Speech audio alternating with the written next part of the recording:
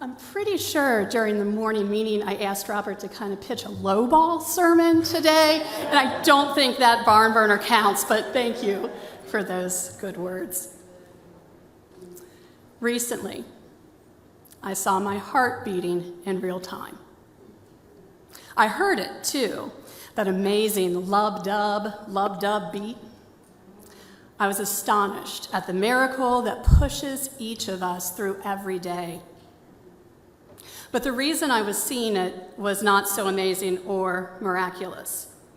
The overwhelming stress I've been under lately has led me to experience physical symptoms, so far unexplained, despite the annoying, scary, and surreal weeks of tests and waiting on results. This whole experience, though, has also been a wake-up call, a true turning away from one way of living and turning toward another. It's not my first health scare, unfortunately, but it's the one that has me thinking deeply about what I truly value in life, the wonder of the days we have, and how best to spend the time we are given. No matter what else I discover, I do know that as I discern what to embrace and what to reject, I will be doing so as a candidate for deaconess in the United Methodist Church.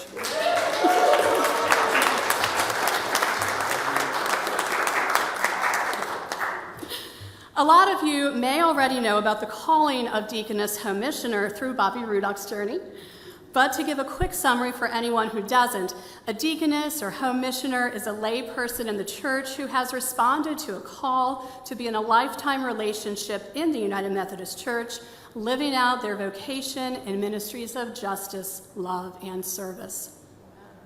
Deaconesses and home missioners serve the church all over the world in a wide variety of roles, in paid and unpaid work, in the church and outside it.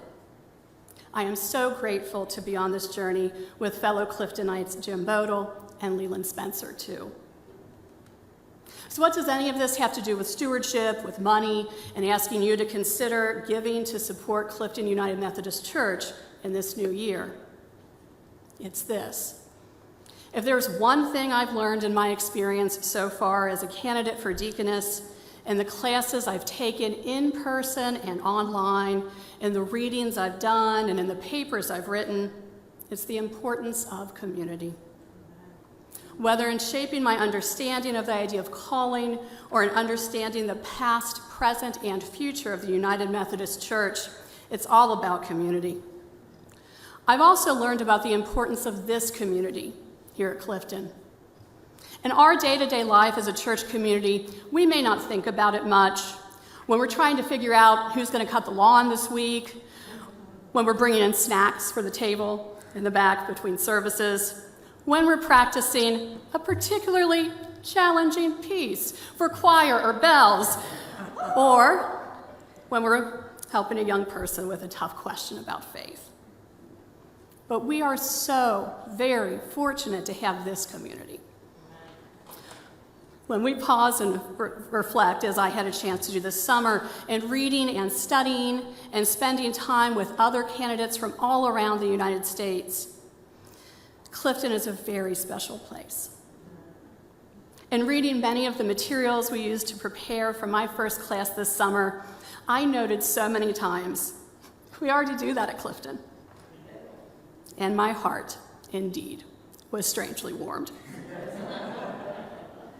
One formative experience I had this summer when I was at Chautauqua, New York for the Mission and Ministry class was hearing the amazing writer and Rabbi Sharon Bruce talk about the intersections between faith and grief and how it is community that can ultimately pull us through.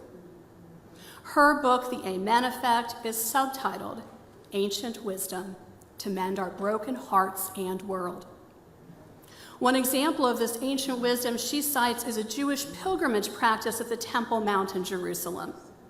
The crowd of pilgrims coming to the temple would enter the courtyard and then turn to their right, walking counterclockwise. However, for people who were suffering, people for whom Bruce says, to whom something awful had happened, they came into the courtyard the same way, but instead of turning to the right, they turned to the left, walking clockwise instead, going in the other direction. Every single person who met them along the way knew from how they were walking that they needed help for some reason. So they greeted them, they looked them in the eye, and they said words of comfort. When I heard this story, I was profoundly moved and made profoundly aware of my own condition as someone who all too often finds herself walking in both directions at once. Hurting but trying to help others heal, wounded but still working, grieving and searching for grace. What you might not know about me is that I hate asking for help. I hate asking questions. I hate asking. But on this day, I had already broken my own rules by accepting help from my new friends in the THM program after a long walk in the rain had reduced me to tears. So I went one step further and submitted a question to Rabbi Sharon in front of God and everyone. What do you do when you're walking both ways? And she answered me, which of course made me cry again. Here in part is what she said to me and to everyone else listening. People who struggle with pain have more resilience. I too know what it means to be walking in both directions at once. I hope and pray that you're letting other people hold you. I'm not a lifelong Methodist, and the tradition of estimating giving and pledging was foreign and uncomfortable for me for a long time. That may be true for some of you as well. I didn't hate it, like asking for help or asking questions, but I didn't love it either. But when Robert asked me to join this team, I said yes, because I'll do just about anything for this church, even talking about money, even asking you for your financial help and support. In the end, for me, it's the giving itself that matters. It's the act of giving that puts us in community with each other. And it's this act of giving that allows the ministries of this church to continue, empowering us to continue to greet each other no matter which way we're walking, holding each other and being held in equal measure. Thank you.